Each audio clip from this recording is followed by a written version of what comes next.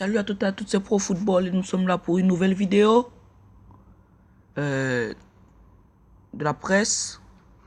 Ici, on nous dit que le transfert d'Antoine Griezmann au FC Barcelone se rapproche. Selon les médias catalans, RAC1, le français, serait finalement présenté dimanche prochain dans l'après-midi. La cérémonie sera bien organisée, sans public. Sans public? Non mais pourquoi sans public? Je comprends pas. Et contrairement à ce qu'annonçait l'équipe hier, les 120 millions d'euros de sa clause libératoire n'ont toujours pas été versés à la Liga, puisqu'ils le seront payés aujourd'hui. L'officialisation ne devrait donc plus tarder. Bon, les commentaires. Venons donc au dossier Neymar Junior. Le PSG ne serait pas intéressé par les joueurs du Barça. Waouh, grosse gaffe. Alors que le Barça privilégiait l'option d'un échange de joueurs avec plus ou moins d'argent en plus pour récupérer Neymar Junior, le PSG ne serait pas séduit par cette possibilité. Fini les excès, c'est l'une des leçons à retirer de l'interview de Leonardo, directeur sportif de PSG, accordé aux Parisiens il y a quelques jours. Le club de la capitale n'a plus vocation à réaliser des transferts faramineux.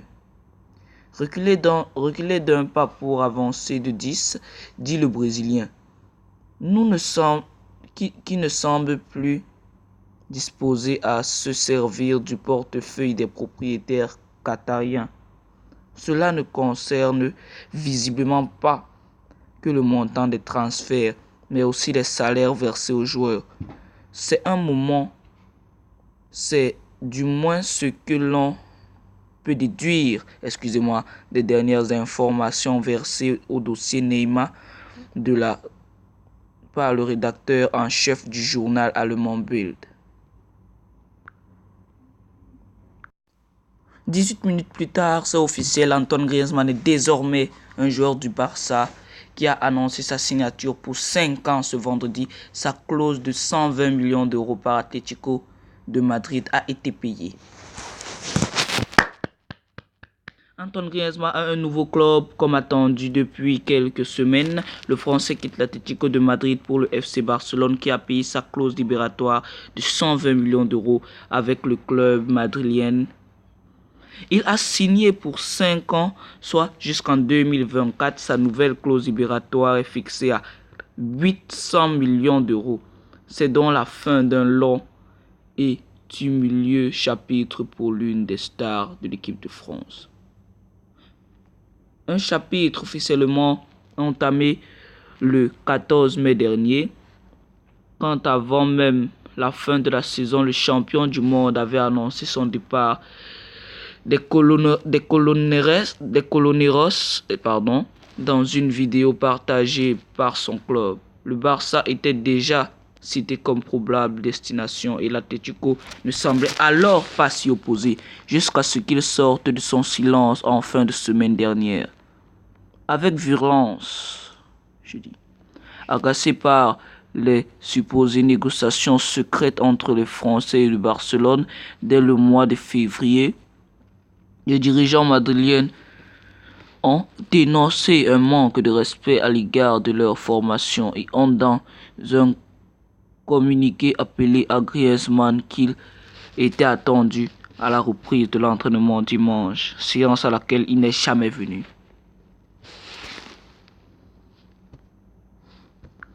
Alors qu'il a annoncé son départ à Atlético de Madrid il y a de cela 2 mois, Antoine Griezmann a trouvé son nouveau club. L'attaquant français s'est engagé avec le Barcelone. L'an dernier, Antoine Griezmann avait pris sa décision, annoncée tout proche du Barcelone. Il avait décidé de continuer avec son club, l'Atlético de Madrid. Il prenait donc part à une 5e saison de rang avec les Colchoneros, avec l'envie de remporter la Liga et la Ligue des Champions. Si son équipe était rapidement distanciée en championnat, il pouvait se satisfaire d'une belle victoire contre la Juventus en 8e de finale à 2-0. Néanmoins, Cristiano Ronaldo passait par là et éliminait les Madrilènes. d'un triplé lors du match retour 3-0. Un nouvel échec pour Antoine Griezmann avec son club qui l'a finalement obligé à revoir ses plans provisionnels. Voulant à tout prix remporter la coupe aux grandes oreilles, Antoine Griezmann, 28 ans, voyait le FC Barcelone revenir vers lui. L'attaquant français vainqueur de la Coupe du Monde 2018 était vite séduit par l'idée de rejoindre les Catalans. Il était même prêt à baisser son salaire pour faciliter un accord. Si la clause libératoire des Français était de 200 millions d'euros, celle-ci passait à 120 millions d'euros à partir du 1er juillet. Une belle opportunité pour le FC Barcelone qui n'a pas hésité à attendre cette date avant de formuler son offre.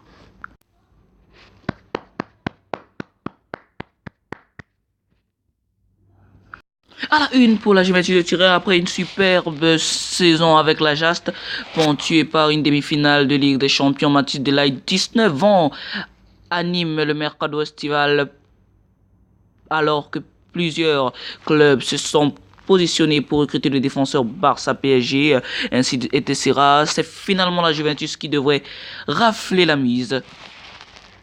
Et selon les informations du journal irlandais, le Télégraphe, la vieille dame aurait trouvé un accord avec les homologues d'Eredivisie, excusez-moi, pour un transfert avoisinant les 67 millions d'euros. Une offre qui se rapproche des 75 millions d'euros réclamés par les Ajaxides.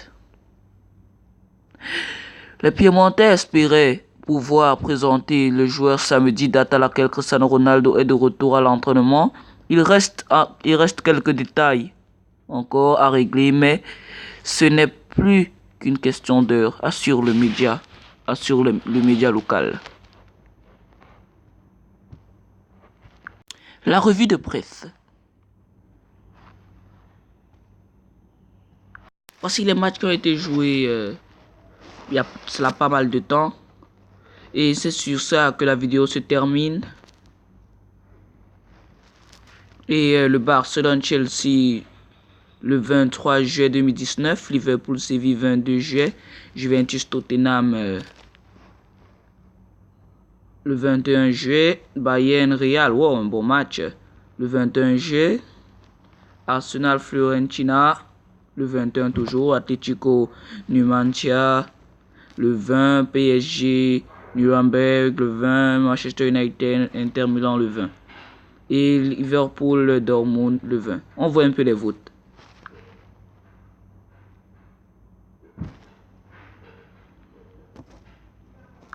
Pour le Barcelone, 72% de vote, et pour Chelsea, 26% de vote et 2% nul. Et c'est sur ça que se termine notre vidéo, les amis. Bonne soirée à tous. Et n'hésitez pas à liker la vidéo et vous abonner. Merci.